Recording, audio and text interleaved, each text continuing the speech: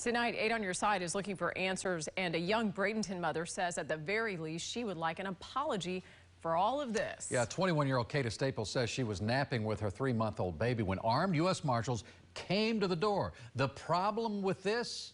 They had the wrong address. News Channel 8's Jeff Patterson joining us live at the federal courthouse with follow-up to this. Jeff. Good evening, Keith and Jen. Well, I've been working for 2 days to get answers from the U.S. Department of Justice on this case, and just a short time ago, I finally received a document related to this case from the Bradenton Police Department. But a USF criminology professor tells me the U.S. Marshal Service made a big mistake. U.S. Marshals, come to the door. They were armed, they had a battering ram, and were preparing to break down Kata Staples' front door, looking for a murder suspect. We know he's in there. The problem is, U.S. Marshals had the wrong apartment. So it's not unusual when police apply for a warrant to have not just an address listed in the warrant request, but a description of the location. USF criminology professor Dr. LORIE FRIDELL specializes in police tactics and says in this case, it appears the U.S. Marshals were negligent. So if this apartment had a clearly marked number that did not match the warrant, we have negligence on the part of the marshals. We have sloppy work that brought unnecessary fear and distress to one of our residents.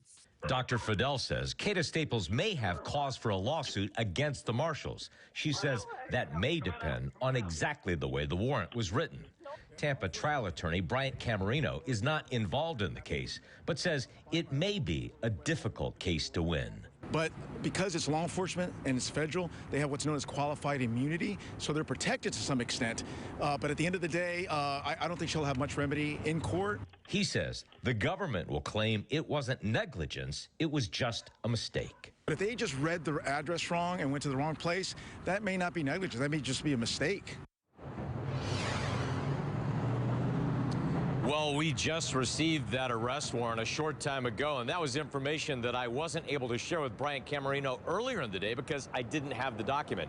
Now that we have the document, it shows that the U.S. Marshal Service listed the main address for the apartment complex, but not the apartment number. In the body of the document, it lists an apartment number, but it's the wrong apartment number. All of that may factor into any future litigation. Live in Tampa, Jeff Patterson, 8 on Your Side.